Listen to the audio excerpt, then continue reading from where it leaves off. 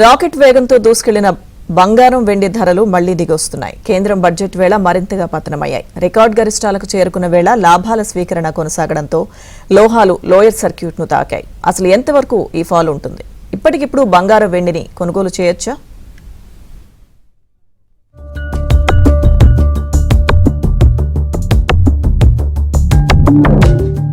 ఆకాశనంటిన బంగారం వెండి ధరలు శుక్రవారం భారీగా పతనమయ్యాయి. ఒక్కరోజే బంగారం 12%, వెండి 26%, ప్లాటినం 18% తగ్గాయి. 1981 తర్వాత ఒక్కరోజులో ఆ స్థాయిలో పతనం కావడం ఇదే ప్రథమం. బడ్జెట్ ప్రవేశపెట్టినప్పుడు కూడా ఇదే పరిస్థితి. మునుపటి ర్యాలీ బంగారం వెండి ధరల చారిత్రాత్మక పెరుగుదలకు దారితీసింది. మార్కెట్ గరిష్ట స్థాయికి చేరుకోవడంతో అమ్మకాలు మొదలుపెట్టారు. మెటల్ మార్కెట్ చరిత్రలో అత్యంత అస్థిరమైన నెలగా జనవరి నిలిచింది. ఇంకా భారీ హెచ్చుతగ్గులుండొచ్చు.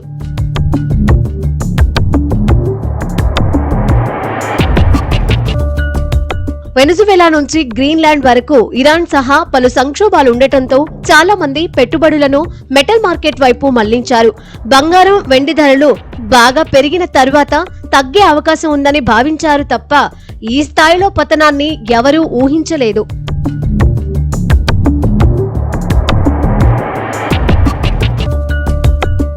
అమెరికా అధ్యక్షుడు డొనాల్డ్ ట్రంప్ వాణిజ్య విధానాల వల్ల మార్కెట్ నిరంతరం కుదుపులకు లోనవుతోంది. గతేడాది కాలంలో బంగారం ధరలు 60% పెరిగాయి. వెండి ధరలు 200% పైగా పెరిగాయి. ఇప్పుడు తగ్గుదల నమోదవుతోందంటున్నారు విశ్లేషకులు.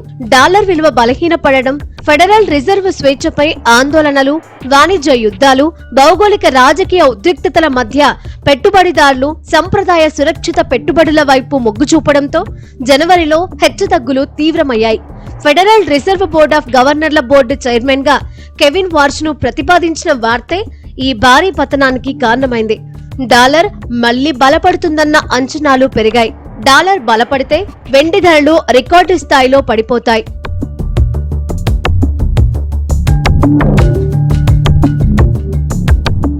ఇరాన్తో చర్చలపై ట్రంప్ సంకేతాలివ్వడంతో పశ్చిమాసియాలో ఉద్రిక్తతలు కాస్త తగ్గాయి. దీంతో మెటల్స్ పై పెట్టుబడులను ఉపసంహరించుకుంటున్నారు మదుపరులు. వీరంతా స్టాక్స్ వైపు పెట్టుబడులను మళ్లిస్తున్నాయి.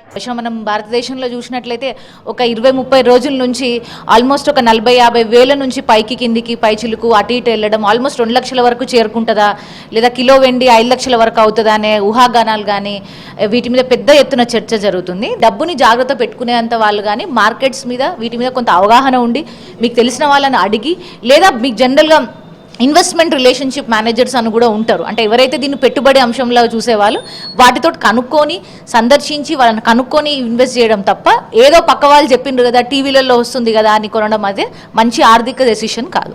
వెండి కానీ బంగారం కానీ లేదా కొన్నిసార్లు కాపర్ అంటే ఇనుము కానీ కాపర్ అంటే ఇనుము మన ఇన్ఫాక్ట్ ఐరన్ అండ్ స్టీల్లో కూడా ఈ మెటల్స్ రేట్స్ ఎట్లా ఉంటాయి అంటే అంతర్జాతీయ మార్కెట్లో ఒక్కసారి పెట్టుబడులు పెట్టి అందరూ ఇది జాగ్రత్తగా ఉంటాయి, నా పెట్టుబడులు ఎక్కడికి పోవు అనే అంశంలో ఒక్కసారి పెరిగితే ఇవి తగ్గకుండా ఉండే ట్రెండ్ ఎక్కువ ఉంటుంది. గతంలో మీరు గత 10 ఏళ్ల నుంచి మీరు చూసినట్లయితే బంగారం రేట్లు ఏవి కూడా మహా అంటే తగ్గుతాయి, 5-6 వేలు అటు ఇటు తగ్గుతుందేమో కానీ పెరుగుతూనే ఉంది. 27,000 బహుశా 2018లో 27,000 తులం అట్ల వరకు ఉండి ఇప్పుడు ఆల్మోస్ట్ 1,30,000 1,40,000 వరకు వచ్చింది. అంటే ఇవాళ తగ్గింది. కాబట్టి ప్రపంచవ్యాప్తంగా ట్రేడ్ అంటే రాష్ట్రాల మధ్య దేశాల మధ్య వాణిజ్యం ఎట్లా జరుగుతుంది, ప్రజలు ఎట్లా అనుకుంటున్నారు, ఆర్థిక వ్యవస్థలో ఎంత స్టెబిలిటీ ఉంది, పెట్టుబడులు ఎంత జాగ్రత్తగా ఉంటాయి అనే అన్ని అంశాలు ఆలోచించి డబ్బులున్న వాళ్ళు పెట్టుబడి పెట్టే వాళ్ళు వాణిజ్యం చేసే వాళ్ళందరూ కూడా ఎక్కువ గోల్డ్ ని అసెట్ లాగా చూస్తారు. లోహాల మార్కెట్ లో ఈ క్షీణత ప్రధాన మైనింగ్ కంపెనీల షేర్లపై కూడా ప్రభావం చూపింది. భారత స్టాక్ మార్కెట్ లో బంగారం వెండి ఈటీఎఫ్లు దాదాపు 10% మేర తగ్గాయి. రాగి షేర్లు కూడా బాగా పడిపోయాయి. అమెరికాలోనూ ఇదే పరిస్థితి. బంగారం ధరల పెరుగుదలలో చైనా పెట్టుబడిదారులు కీలక పాత్ర పోషిస్తున్నారు. భారీగా కొనుగోలు చేస్తున్నారు.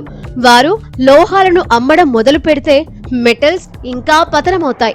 అందుకే బంగారం వెండిని ఇప్పటికిప్పుడు కొనాలా వద్దా అనేది మదుపర్ల విచక్షణపైనే ఆధారపడి ఉంటుంది.